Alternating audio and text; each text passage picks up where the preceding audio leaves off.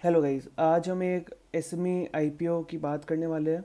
इस कंपनी का नाम है मालपानी पाइप्स एंड फिटिंग्स और ये company based out of Madhya Pradesh Ratlam है। तो ये कंपनी करती क्या है? ये company high grade plastic pipes बनाती है, जैसे हो गए एचडीपीई, एलडीपीई, एमडीपीई। इस तरह के पाइप्स बनाती हैं और ये अपनी ब्रांड के अंदर बेचती हैं। ये एक वूल स्टार करके इनकी ब्रांड है जिसके अंदर ये बेचती है। इसके अलावा ये ट्रेडिंग भी करते हैं ग्रैन्यूल्स में और पीवीसी पाइप्स में। ग्रैन्यूल्स रॉ मटेरियल है जो इन पाइप्स को बनाने में लगता है। तो ये पाइप्स तो बेचते ही हैं खुद मैन्युफैक्चर करके, बट जो रॉ मटेरियल है उसकी भी ट्रेडिंग करते हैं। उससे भी इनकी एडिशनल इनकम आती है। ये पाइप का यूज़ मोस्टली इरिगेशन हो गए, सीवरेज सिस्टम्स हो गए, ड्रेनेज सिस्टम्स हो गए, जो वाटर सप्लाई जैसी चीज़ों में ये काम आते हैं। ये mostly water related work, agriculture में, हॉर्टिकल्चर में, इन सब चीज़ों में इनका ज़्यादा यूज़ रहता है। उसके अलावा इंफ्रा प्रोजेक्ट्स भी सपोर्ट करते हैं, जैसे कि इलेक्ट्रिक केबल्स और ऑप्टिकल फाइबर्स हो गए। तो उसमें भी ये पाइप्स का इस्तेमाल होता है और इस इंडस्ट्री में भी काम आते हैं, बट मोस्टली एग्रीकल्चर और हॉर्टिकल्चर रिलेटेड इनका ज़्यादा इनका डिमांड उस तरफ से आती है और उस तरफ से ज़्यादा सेल्स भी है। अभी तक कंपनी का दिसंबर 2024 एंड आउटस्टैंडिंग ऑर्डर बुक भी है 111 करोड़ की, विच इज़ वेरी गुड। छोटी कंपनी है, but if they are maintaining such an order book तो वो बहुत इट्स अ पॉजिटिव साइन। और ये कंपनी थोड़ा सा, इनका जो डिमांड रहता है वो मोस्टली जो सबसे ज़्यादा रहता है वो फ्रॉम नवंबर टू मार्च रहता है। तो Q3 और Q4 हैवी थोड़ा ज़्यादा रहता है। तो ये कंपनी के बारे में थोड़ी सी डिटेल्स हो गई। अभी ये कंपनी जो इसकी स्टार्ट हुई थी, ये कंपनी जब 2017 में, बहुत रिसेंटली स्टार्ट हुई है। तो बहुत अच्छी ग्रोथ की है कंपनी ने, बहुत रिसेंटली स्टार्ट हुई है, but with in a very few years they have grown very well. इनने जब अपना स्टार्ट किया था तो केवल 2 मशीन से फॉर पाइप मैन्युफैक्चरिंग उन्होंने स्टार्ट किया था, और आज ये 10 प्रोडक्शन लाइन रन कर रहे हैं। आज इनकी total capacity 11,500 million metric tons की हो चुकी है। जो आप सोचो, एक छोटी सी कंपनी है, इतने साल में इतनी ग्रोथ दे दी है इन्होंने ऑलरेडी। और अपन अपने ये प्रोडक्ट्स को धीरे धीरे करके एक्सपैंड करते जा रहे हैं, जैसे एमडीपी, एलडीपी, स्प्रिंकलर पाइप्स और ड्रिप पाइप्स। और आगे प्लान है इनका कि पीवीसी पाइप्स में भी ये घुसने का इनका प्लान है आगे जाके। तो काफ़ी छोटे टाइम में बहुत अच्छी ग्रोथ दिखाई है कंपनी की। तो ये एक बहुत पॉजिटिव चीज़ है। इससे आपको देखने को मिलता है एक जो प्रमोटर है कंपनी का, उसका माइंडसेट कि वो ग्रो करना चाहते हैं अपनी कंपनी को। काफ़ी एग्रेसिवली अभी तक ग्रो हुई है कंपनी और होपफुली फ्यूचर में भी ग्रो होगी। तो ये डिस्ट्रीब्यूट होलसेलर्स और रिटेलर्स के थ्रू करते हैं, और इनके वेयर हाउस भिवंडी और अमरावती जो महाराष्ट्र में, उधर भी इनके वेयर हाउसेस भी है जिसके थ्रू ये अपनी सप्लाई करते हैं। प्रोडक्ट पोर्टफोलियो में थोड़े अच्छे क्लाइंट्स का नाम भी आपको देखने को मिलेगा, जैसे GR इंफ्रा प्रोजेक्ट्स हो गए, JWIL इंफ्रा लिमिटेड हो गई, बिहानी कंस्ट्रक्शन, और बहुत सारे, मतलब काफ़ी छोटी कंपनी के हिसाब से अच्छे नाम है। इनके क्लिएंटल्स, जो इनके क्लाइंट्स हैं, काफ़ी अच्छे हैं। और 16 स्टेट अभी तक ये सप्लाई कर चुके हैं अपना जो इनका प्रोडक्ट है, 16 स्टेट्स तक पहुंच चुका है इतनी छोटी सी कंपनी का। Again very good thing. Majorly revenue MP से आता है। लास्ट ईयर 52% एमपी से आया था। महाराष्ट्र से 26% ड्यू टू द प्रॉक्सिमिटी, और इनके वेयर हाउस भी है महाराष्ट्र में, तो उससे भी इनको फ़ायदा मिलता है। तो महाराष्ट्र और एमपी से बहुत रेवेन्यू आता है मेजरली। उसके बाद राजस्थान और छत्तीसगढ़ छत्तीसगढ़ से भी थोड़ा अब 5% रेवेन्यू कंट्रीब्यूशन रहता है, और बाकी जितना भी छोटा मोटा रेवेन्यू बाकी स्टेट से रहता है।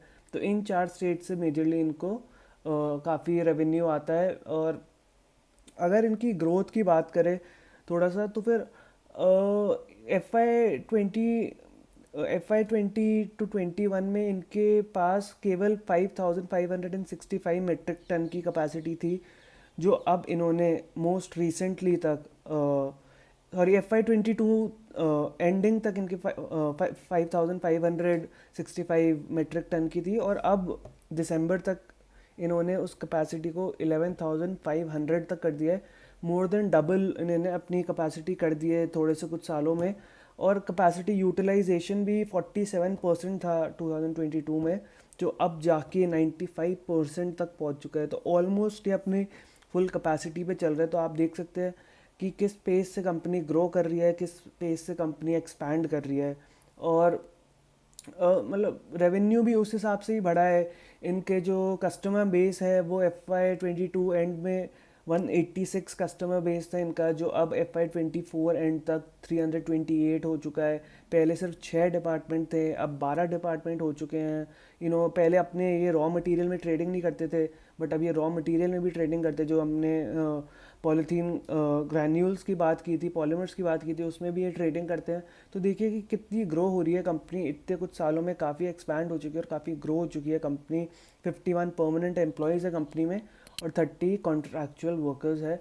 जो रॉ मटेरियल है वो पॉलीथीन, पॉलीमर्स, रेजन जिसकी हमने बात की थी वो है, जो ये अपने जिससे ये मैन्युफैक्चरिंग होती है इनकी, ये बाहर से इंपोर्ट होते हैं और ये थोड़ा बहुत डोमेस्टिकली भी इंपोर्ट होता है बाहर से। UAE, Switzerland, Vietnam, UK, Belgium, इन सब जगह से। और इंडिया के अंदर काफ़ी स्टेट्स, MP, गुजरात, राजस्थान, महाराष्ट्र, इन सब स्टेट से भी ये प्रोक्योर करते हैं। और जो ये पॉलीमर्स होते हैं, पॉलीथीन पॉलीमर्स होते हैं, रेजन्स होते हैं, ये बेसिकली क्रूड ऑयल का बाई प्रोडक्ट होते हैं। तो जो इनकी प्राइस होती है वो थोड़ा क्रूड ऑयल पे डिपेंडेंट रहती है। तो प्राइस फ्लक्चुएशन थोड़ा उस लेवल पे इनका रहता है, जो इनको एक रिस्क रहता है बिजनेस को प्राइस फ्लक्चुएशन का, due to the fluctuation in the crude oil prices. तो ये एक चीज़ है जो रॉ मटेरियल बेस्ड इनको रिस्क रहती है। सेल्स रेवेन्यू, सेल्स की हमने बात करी थी अभी, तो काफ़ी अच्छी ग्रो भी हुई है कंपनी। पिछले FY22 में इनकी सेल्स 35 CR थी, जो FY24 में 141 CR पहुंच गई है। आप ग्रोथ देखिए, मोर देन 3 टाइम्स कंपनी 2 साल में इन्होंने अपनी सेल्स ग्रो की है। पैट 89 लाख से 7.4 CR पहुंच चुका है। बोरिंग्स भी काफ़ी हैवी हुई है। बेसिकली जो इनका एक्सपेंशन उन्होंने किया है वो थोड़ा लेवरेज बेस्ड किया है, डेट लेके किया है। ऑब्वियसली छोटी कंपनी है, इजीली फंड्स नहीं उठा सकती, अब IPO ला रही है, बट छोटी कंपनीज को एक्सपैंड करना पड़ता है तो थोड़ा डेट बेस्ड ही करना पड़ता है जब इतना एग्रेसिव एक्सपेंशन हो। मार्जिन्स थोड़े से ऑन द लोअर साइड दिखेंगे आपको। EBITDA margin are from 9.41% and PAT margin at 5.25%। तो मार्जिन थोड़ा लो रहता है क्योंकि बिजनेस में बहुत कंपटीशन है, बहुत लोकल कंपटीशन है, बहुत बड़े प्लेयर से भी कंपटीशन है। और ये हर शहर में आपको इंडस्ट्रीज़ दिखेंगी इसकी, जो क्योंकि इसका मैन्युफैक्चरिंग सेटअप इतना कॉम्प्लिकेटेड नहीं होता, तो इसको सेटअप करना बहुत इजी है। तो इस बात पे बहुत लोकल कंपटीशन भी और डोमेस्टिकली बहुत इनको कंपटीशन फेस करने को मिलता है। प्रमोटर्स इनके मिस्टर रोहित, हर्ष एंड मोहित मालपानी है। Mister Rohit and Harsh Malpani are brothers, and I think somehow mister Mohit Malpani must also be related to them. इनकी शेयर होल्डिंग 100% है। अगर आप प्रमोटर ग्रुप के भी जो HUF वगैरह को इंक्लूड करें तो पूरी ओनरशिप इनके पास ही है, प्री होल्डिंग।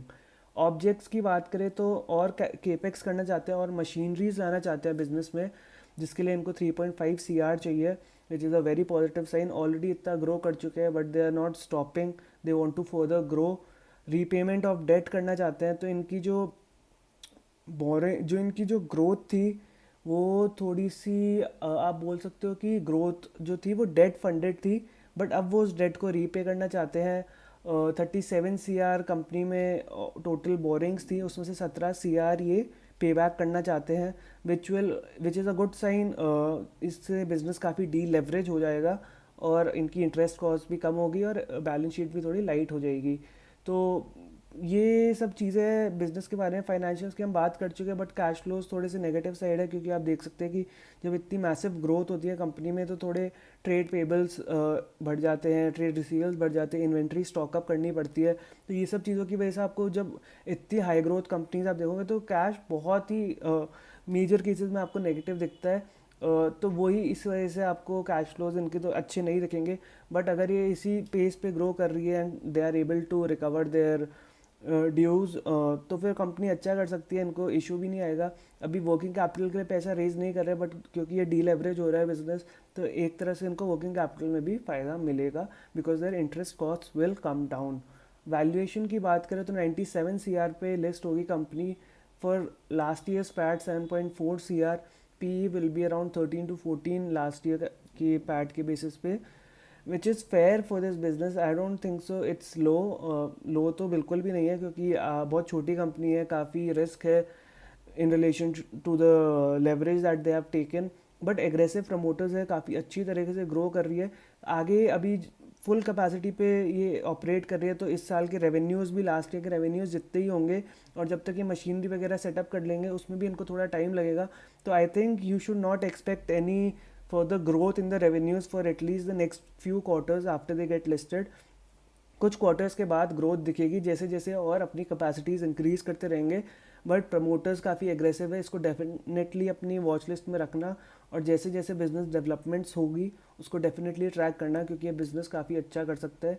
और देखते हैं प्रमोटर किस डायरेक्शन में बिज़नेस को लेके जाते हैं, वो तो आगे थोड़े क्वार्टर्स जैसे ही पास होंगे वैसे पता चलेगा। और अगर क्या ये मार्जिन सस्टेनेबल है, are they able to recover their cash and everything, that will only find out in the next few quarters. तो डेफिनेटली अपने वॉच लिस्ट पे रखना है इस बिज़नेस को। This business might do very well in the future.